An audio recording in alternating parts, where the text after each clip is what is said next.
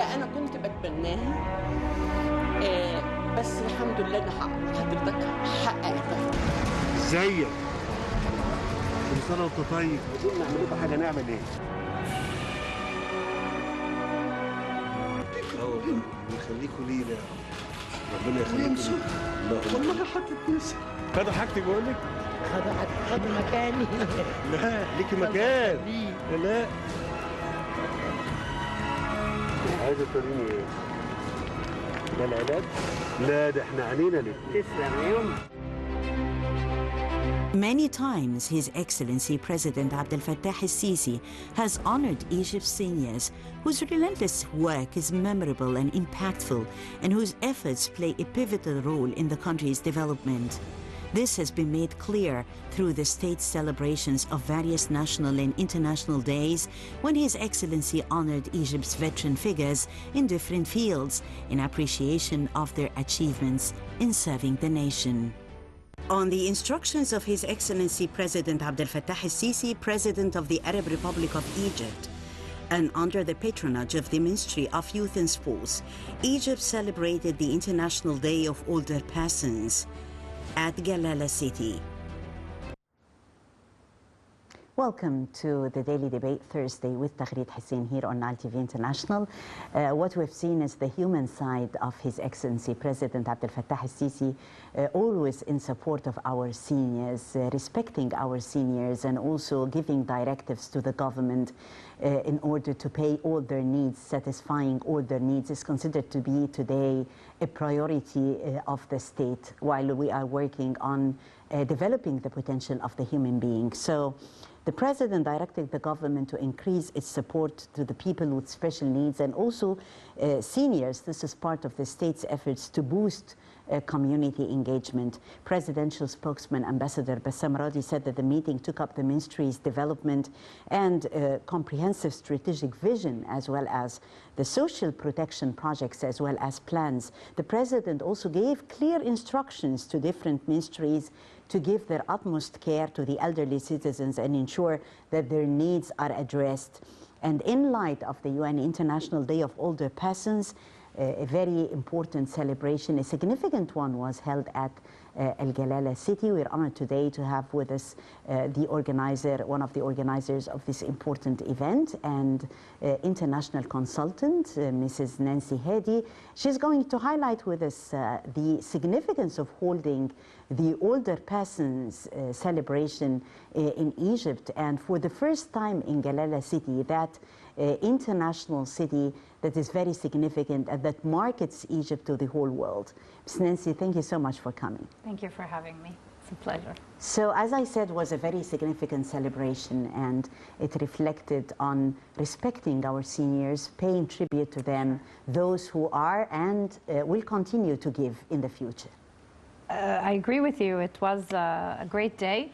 Not only, like you said, to honor that important segment of our population, the older persons, but it was also an opportunity for us to address and to discuss some of the issues that affect them. And it was a clear, message from the President, from the government, and from Ministry of Youth and Sports that the elderly are a priority for the Egyptian state and for the Egyptian society, and this is where we started.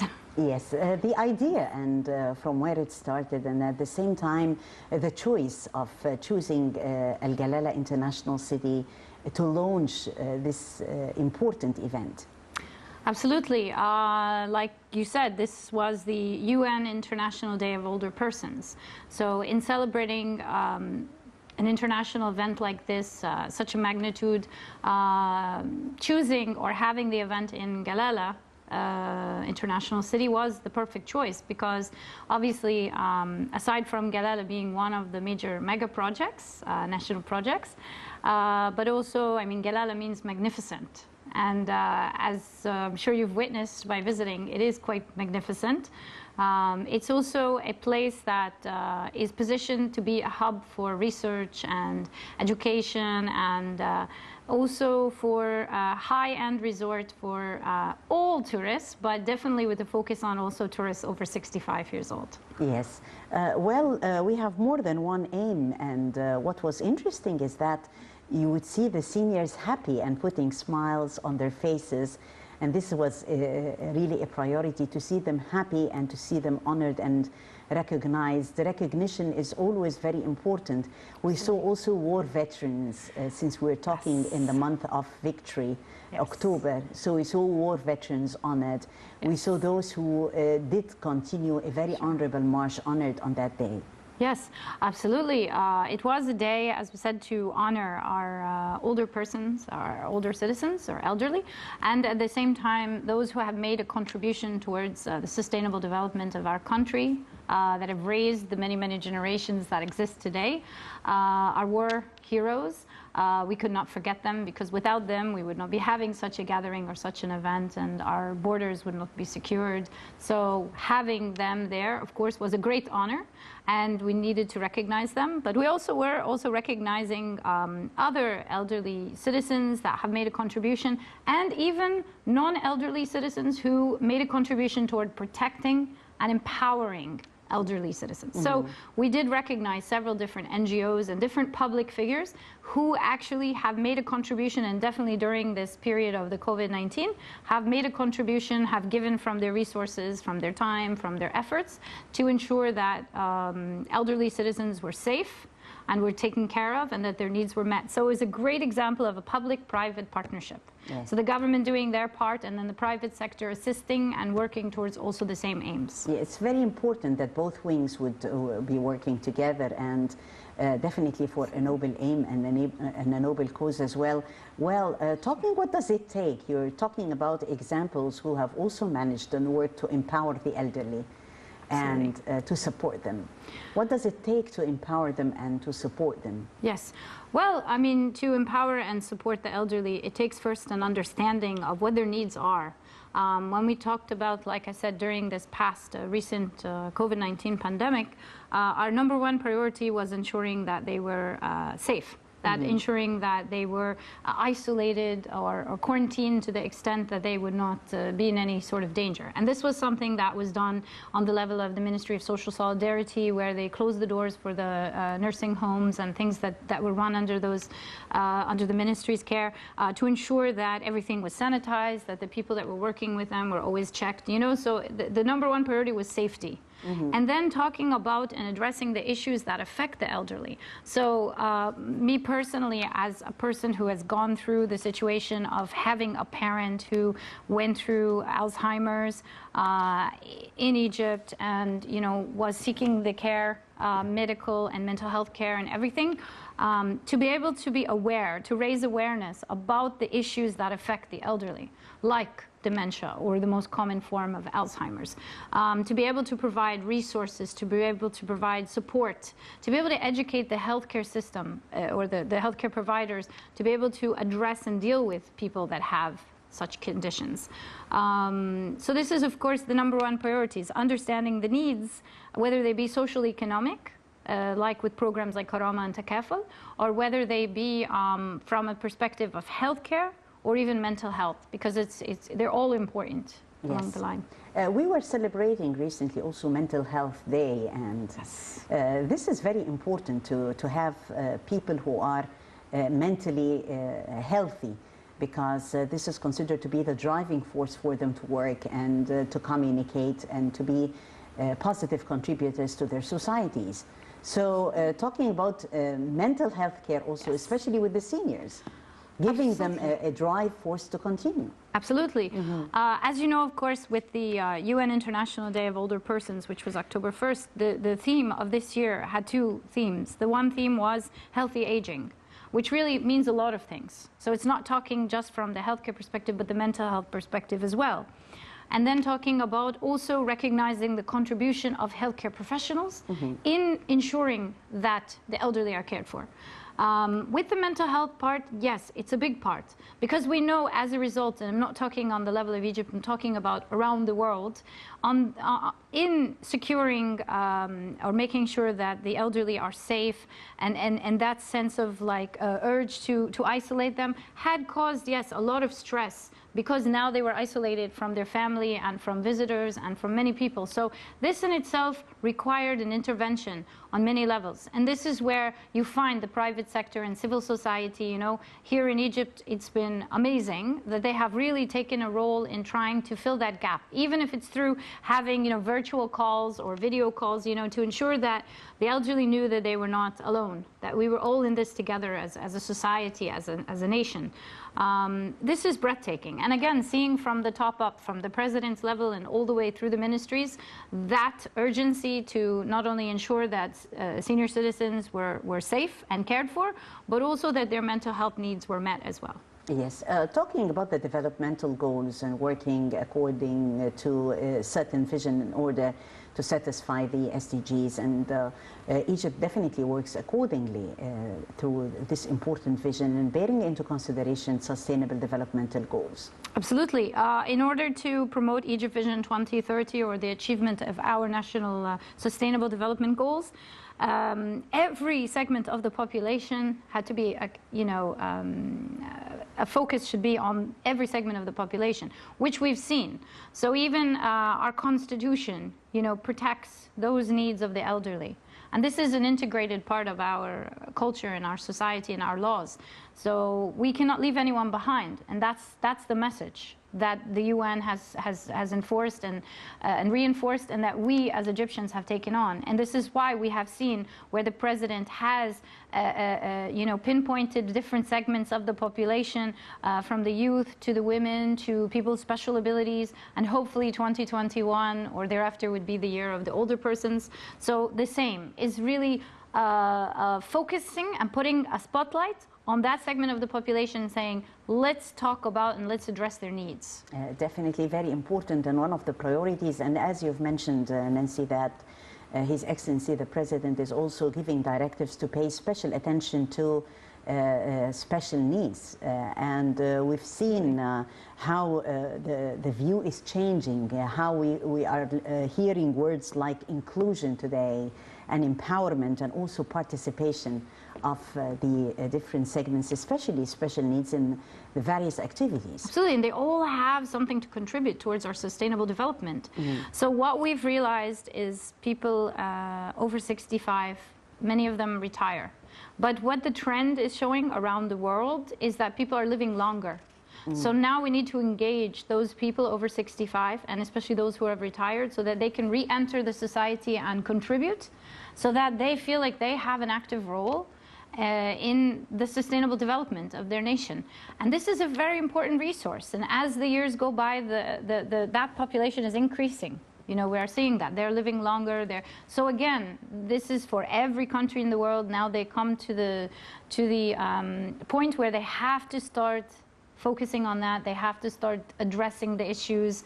They have to start dealing with it. And again, reintegrating that segment of the population so that they have an active role in the sustainable development of the country, versus just sitting by. No, we need them. They're very important and very valuable part of our society. Definitely, and a lot has been done actually in this field of inclusion, of empowerment and participation. Every word of those words have its significance and its importance, and shows our policy today of definitely integrating the different categories of the society to be productive and to be taken good care of. Well, not only are the seniors taken good care of, but also the presidential initiatives to empower Egyptians with special needs. Let's watch the upcoming report highlighting the effort in that respect. Let's watch.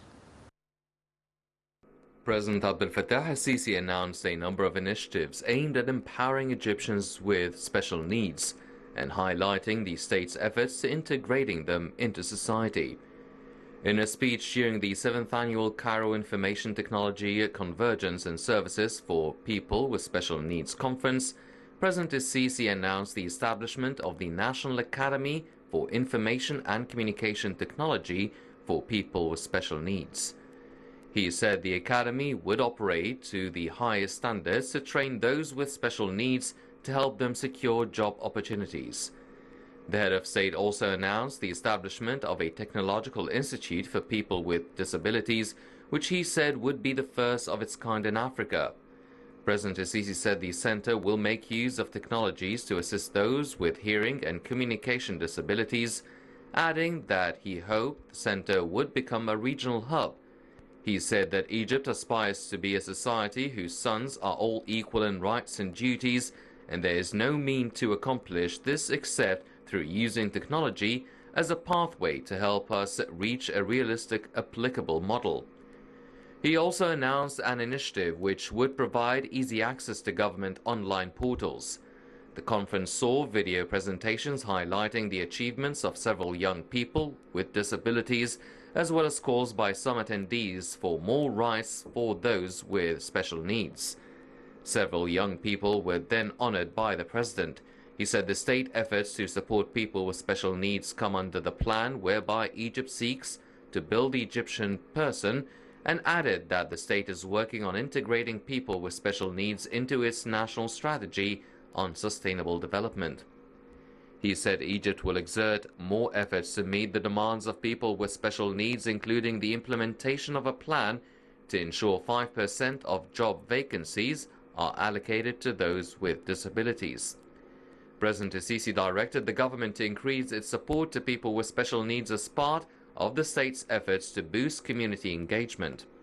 Minister of Social Solidarity, Navina Qabbaj, said her ministry's vision revolved around three main themes: protection, care, and development, to build a social protection network to support the poor and limited income families and raise their living standards.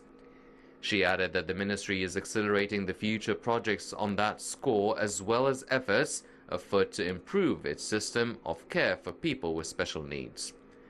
According to Article 81 from Egypt's 2014 constitution, the state must provide work opportunities for individuals with disabilities and allocate a percentage of those opportunities to them, in addition to adequate equipping public utilities and the surrounding environment. The president designated 2018 as the year of people with special needs. Welcome back, and we're still discussing the state efforts to take good care of the seniors, the elderly, as well as the people with special needs. Mrs. Nancy, if we're talking about empowering and integrating people with special needs in the society, what would be the positive impact on the society if we are going to implement inclusion, empowerment, and their participation in the different segments? Absolutely. I mean, in order to have true sustainable development, every segment of the population has to be actively engaged. Their needs have to be addressed and met. And this is what I see, you know, firsthand what's happening in Egypt. And this is what gives you a sense of optimism that we are truly following, again, that vision of no one left behind. So with the empowerment of people with special abilities, with the empowerment of the youth, of the women, of older persons, we are putting a focus on the fact that every member of our society is equally important and should also have an active role in our sustainable development. Definitely. And talking about the hardships or the strong points that we should work on, I guess that it is very important to pinpoint the strong points and focus on them, and also implement those strong points in serving the community. Absolutely. Again, when we speak about any of those segments of our population, each one comes with their own set of skills and their own set of abilities, and we complement each other.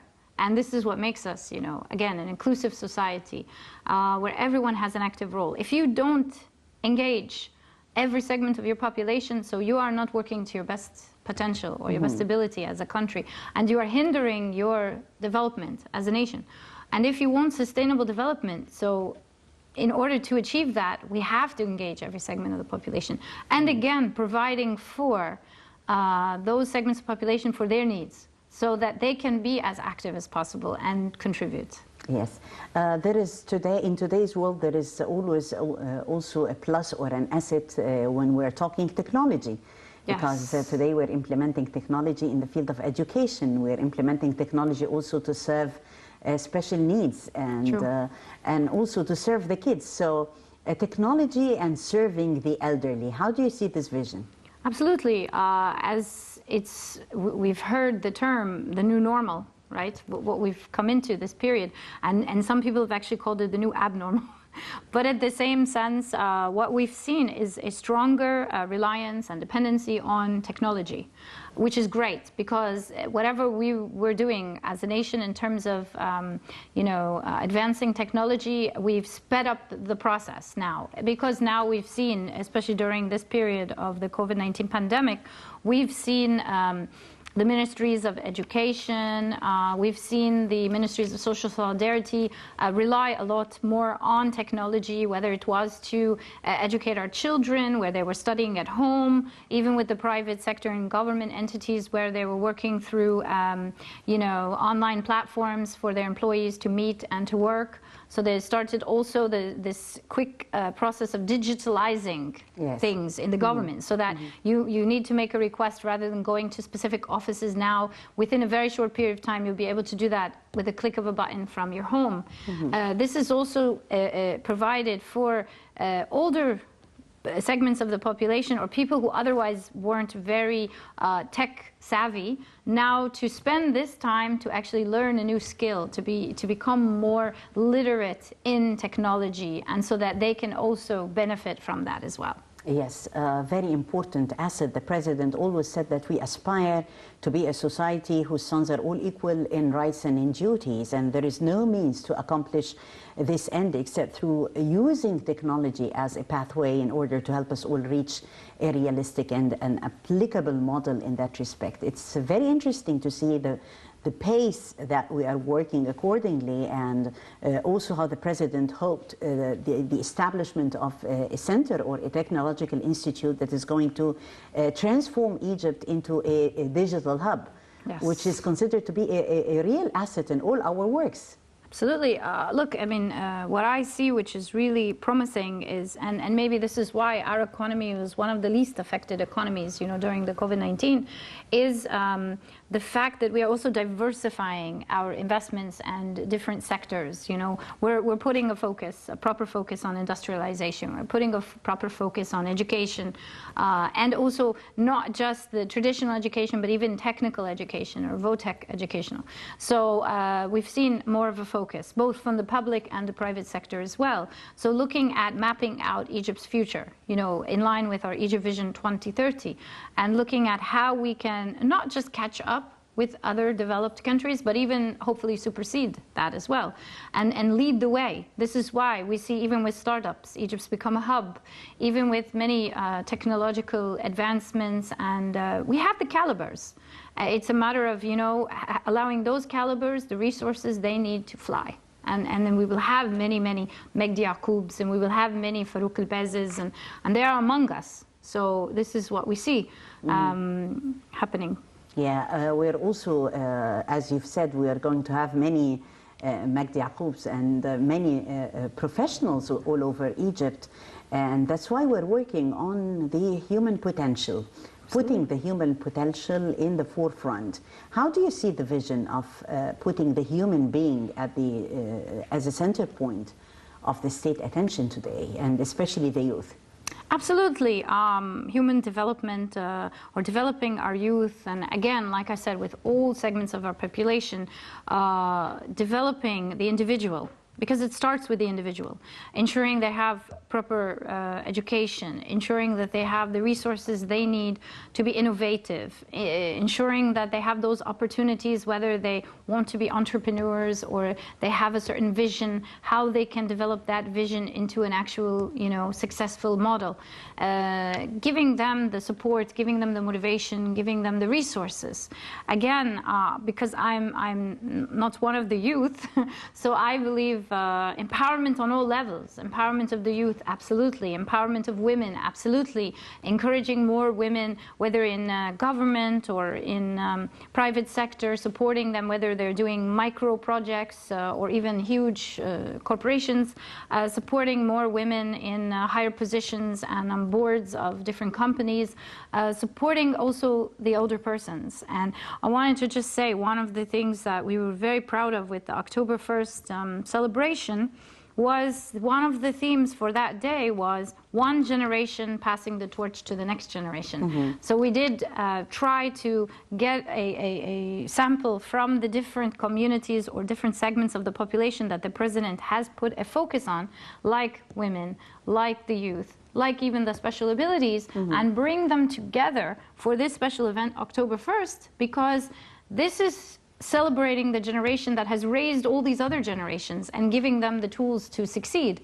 And it was a day to honor them, and in the way our culture as Egyptians, one thing we have always maintained is respect for the older persons. So this is what we did in this event as well, was with the younger people giving the recognition to the older people. Yes, definitely that was very important to see this sense of recognition, because seniors definitely like the fact that they are recognized, that their march has been respected, and also there are lessons taught from their experiences. And this is also a very important point, because in our societies we usually need role models to follow, and we need inspiring stories. We'll talk about the inspiring stories, Nancy, but let's first see another important role here, the role of the soft power and songs.